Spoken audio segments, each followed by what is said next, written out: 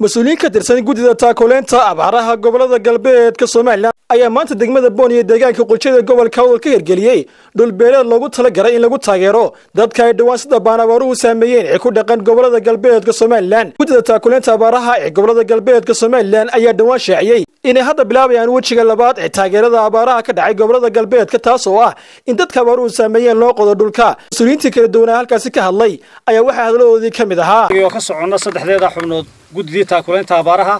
halka waxa ka bilaabmay shalayto waxa bilaabmay saacadihii loo qodayay beeralayda halkani Sheekh Weys maanta waad arkaysaan wixii adoo dhiibteen ad keenteen dadka ku soo tabarucdeen ee gargaarka ahaa waxay u gaadeen siinay beeraha saacadihii loo qodayay dadka wixii aan haynay wax la yiri maxay ahayd kolkii ay noo daay in wixii soo haray saacada ama inta ama xagaadho wax roon ama wax yara gaadhay gobolkii awdal iyo salal intuu ahaa inaan gaarsiino sidii maxay ahayd u gaari karto beeshan tagniba way cabanaysaa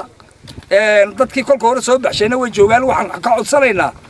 ina wax soo tari kartiin lagu soo biiriyo waxa iyaguna geestooda ka mahadnaqay isla markaana soo dhaweeyay taageerada loo fidiyay ee lagu qoday beeraha qaar ka mid ah dadka ku dhaqan deegaanada qulceed iyo degmada Boon waxana ay yiraahdeen maanta waxa la bilaabay saacadihii u horeeyay ee qodaalka ahaa ee loo qaybay dadka waxa degmada ay soo gaarsiiyaan iyagu laakiin inay ka yaraataan aad ugu dhowdahay oo beeraha badan cid dad wax u qabanaysa ama deegaan wax u qabanaysa waxaan leenahay maanta soo gaarsiiso iyo in dhaaf waqtiga ku haboonayd wax la qodayay raiskii joogay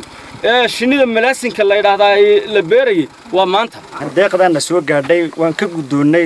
odayaasha gudda abaareedka ee noo keenay laakiin way nagu yar yihiin fadlan waxaan doonaynaa in la noo beeriyo si kastaba waxa maalmihii ugu dambeeyay soo tariyay taageerada wajiga labaad ee abaaraha ka dhacay gobolada galbeedka Soomaaliland waxaana mas'uuliyiinta ka tirsan guddida abaaruhu ay deegaano badan oo ka tirsan gobolka Awdal ka fuliyeen beero qodaal loogu talagalay in lagu taageero dadkaasi ay abaartu saameysay Mustafa Caraale telefishinka caalamiga Somali News Boorama.